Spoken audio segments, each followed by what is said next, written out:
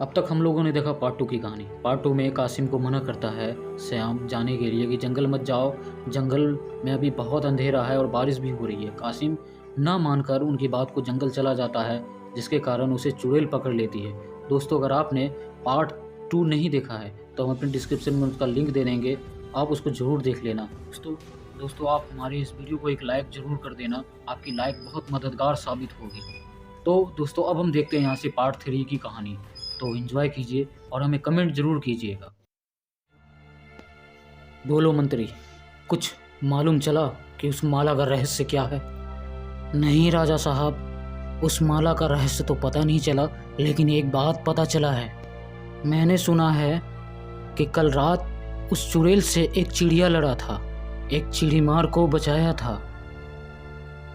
राजा को इतना बात सुनकर करंट के साथ झटका लगता है और वह बोलने लगता है, असंभव, असंभव ये बात, जिससे कोई इंसान नहीं लड़ सकता उससे एक चिड़िया कैसे लड़ा?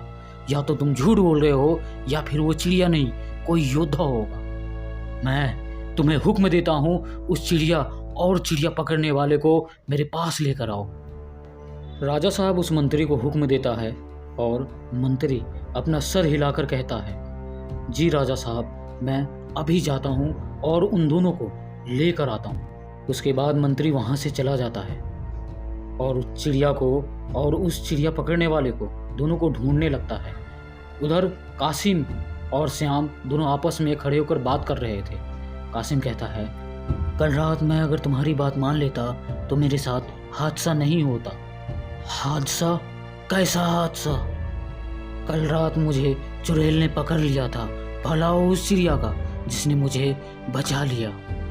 उतने में मंत्री वहाँ पहुँच जाता है। सुनो भाई, कल रात जंगल में जिसे चुड़ैल ने पकड़ा था, तुम्हें मालूम है वो कहाँ मिलेगा?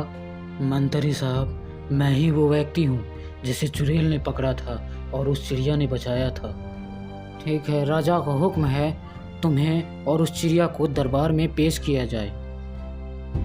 लेकिन मंत्री साहब, वो चिड़िया तो आपको जंगल में मिलेगा, उसके लिए हमें और आपको जंगल में जाना होगा, ठीक उसी जगह पे। मंत्री, कासिम और श्याम तीनों लोग मिलकर जंगल में जाते हैं। ठीक उसी जगह पर पहुंचते हैं जहां पर टेटो रहता है। टेटो उड़ नहीं पाता है, उसके पंख में चोट लगा होता है। कौन हो तुम लोग? तुम तो इंसान की तरह बोलते हो। वो तो मैं बचपन से बोलता हूँ, इसमें घबराने वाली क्या बात है? टेटो का इंसानी आवाज़ सुनकर तीनों लोग खामोशी से टेटो को देखने लगते हैं और टेटो बोलता रहता है। उसके बाद मंत्री बोलता है, तुम्हें राजा साहब ने दरबार में बुलाया है। फिर टेटो और वो लोग सभी लोग दरबार में पहुंच जाते हैं। फिर उसके बाद मंत्री कहता है, राजा साहब, यही वो चिड़िया है जो चुड़ैल से लड़ा था और ये इंसान की तरह बात करता है। राजा कुछ देर सोचने के बाद उसे अकेले में लेकर जाता है और उससे कुछ अपनी दिल की बात बताना चाहता है। देखो दोस्त, तुम योद्धा हो या चिड़िया मुझे मालूम नहीं, लेकिन मैं अपनी दिल की बात तुम्हें बताता हूँ। मेरी भी हंसती खेलती दुनिया थी, मैं कभी इतना उदास नहीं रहता था। हमारी भी एक बेटी थी, बहुत नटखट, बहुत शरारती।